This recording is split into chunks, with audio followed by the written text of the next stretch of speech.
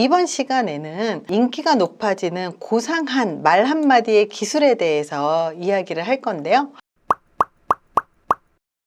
사람은요, 그 사람이 하는 말과 언어를 무의식 중에 내가 판단을 하고 그 사람이 좋은 사람인지 안 좋은 사람인지를 무의식 중에 다 판단하고 결정을 내린다는 겁니다. 언어는 곧 나의 표현이고 세상을 바라보는 방식을 결정해요.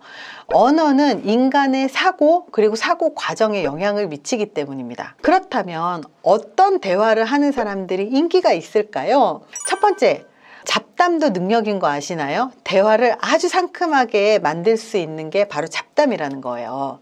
그래서 대화를 시작할 때 잡담으로 시작하는 건 굉장히 중요합니다. 일상적인 내용, 긍정적인 내용, 사소한 내용으로 시작을 하는 방식인데요. 잡담이라고 하는 건 본격적으로 그 두 사람이 대화로 넘어가기 위한 굉장히 중요한 촉매제가 될 수 있다는 사실이거든요. 누구든 처음 만난 사람한테는 경계심을 갖고 있습니다. 하지만 이런 잡담을 통해서 서로의 공통점 그리고 흥미를 발견하게 되면 서로 신뢰가 쌓이고 친밀하게 느껴집니다. 이 친밀감 때문에 관계가 좀 더 자연스럽게 흐르게 된다는 사실이에요. 그래서 잡담하는 걸 시간 아깝게 여기지 마세요. 두 번째가 캐널리제이션 이라고 해서 긍정적인 대화로 시작하는 방법입니다. 상대방이 예스로 대답할 수 있는 질문을 해서 긍정적으로 대답하게 만드는 방식인데요. 표정이 밝으신데 무슨 좋은 일 있으셨어요? 라고 긍정적으로 얘기를 하면 마음이 확 풀어지는데요. 오늘 얼굴이 굉장히 안 좋으신데 무슨 안 좋은 일 있으셨어요? 이렇게 얘기하면 마음이 다친다는 거예요. 그래서 말을 시작할 때 그리고 아주 작은 스몰 토크를 할 때도 긍정적인 대화를 우선 하게 됐을 때 서로 마음을 쉽게 열 수 있다는 겁니다. 아주 무의식적인 영향을 주고받는 것이기 때문에 이것을 계속 기억하고 활용하려고 노력하시는 게 필요할 것 같아요. 세 번째입니다. 전문성 효과. 신뢰성이라고 하는 게 되게 여러 가지가 있을 수 있어요. 그 사람을 믿을 수 있는가? 그 사람이 신뢰할 수 있는 사람인가에 대한 건 굉장히 중요한 요소잖아요.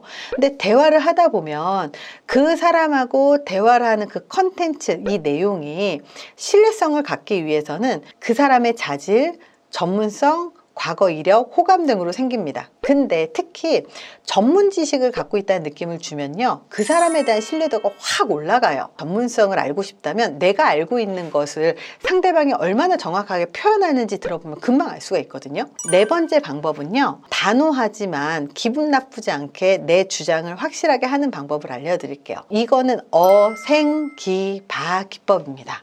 어생기바가 뭐냐? 내 생각은, 내 기분은 이런 기분을 느껴. 그래서 내가 너한테 바라는 점은 이런 상황에서는 이런 말을 안 했으면 좋겠어. 이렇게 말을 하는 방법이에요. 그래서 내가 상대방한테 얘기를 하고 싶을 때 내 생각과 기분과 바라는 점을 함께 이야기를 할 때 대화를 더 원활하게 잘 할 수 있게 되고, 그리고 내 주장을 할 때 상대방이 부담스럽게 느끼지 않을 수 있다는 점입니다. 다섯 번째가 뭐냐면요, 우리가 무의식적으로 사용하고 있는 단어를 좀 점검을 해볼 필요가 있어요. 상대가 어쩌고저쩌고 얘기를 하면 근데 그거는 이렇고 이거는 내 생각은 이렇단 말이야 이러면서 그런데라는 이야기를 정말로 많이 쓰거든요. 아무리 상대방의 말에 반박을 하고 싶어도, 그리고 솔직히 같은 말을 하더라도 그런데라는 말을 더 많이 자연스럽게 쓰는 거예요. 조사 하나 그리고 접속사 하나만 바꿔도요, 상대방과 관계가 훨씬 더 좋아질 수가 있습니다. 자주 사용하는 접속사를 그런데에서 그리고로 바꾸세요. 완전히 반대되는 내용이라고 하더라도 이렇게 접속사를 쓰면 상대방이 자신의 말에 내가 동의한다고 느끼게 됩니다. 예를 들어서 이렇게 얘기하는 겁니다. 나는 이 장소가 되게 좋더라고. 그래서 나는 여기에서 브런치를 먹는 게 좋아. 여기서 브런치 먹는 걸 좋아하는구나.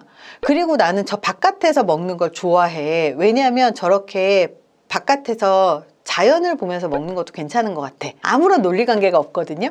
이렇게 그리고 하나만 썼을 뿐인데 상대방이 느끼기에 무의식적으로 너랑 나랑 같은 생각을 하는, 동조하는 사람이구나 라고 느끼게 된다는 거예요.